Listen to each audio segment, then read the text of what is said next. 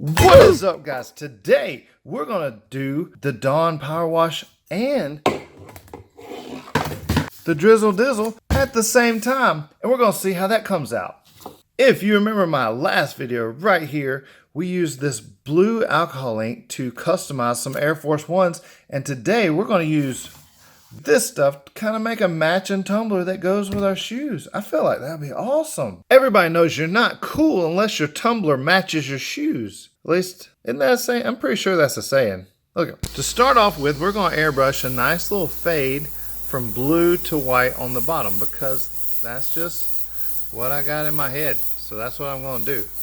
You do what you want. All right, once you get a decent little fade there, I'm not going to get nitpicky about it being perfect. Who cares? Because we're going to cover it up, and we're going to cover it with these two and then spray black on it. But I think because I use alcohol ink, before I move on to the next step, I'm going to clear it with some Mate Clear. If you don't know how to use this, click the link on the card right there. Show you everything you ever wanted to know about this. So let's go. All right, now we're ready. We got a nice fade going on here.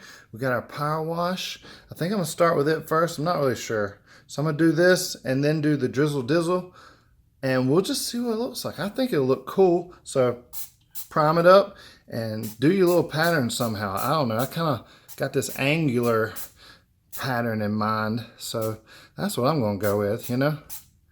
I'm not sure if it'll be cool or not. Okay, that's pretty good with that, I guess. I don't know. I don't really know what I'm doing.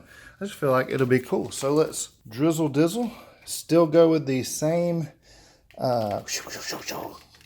angular pattern, designage. I feel like that would be cool. What do you think? I don't know.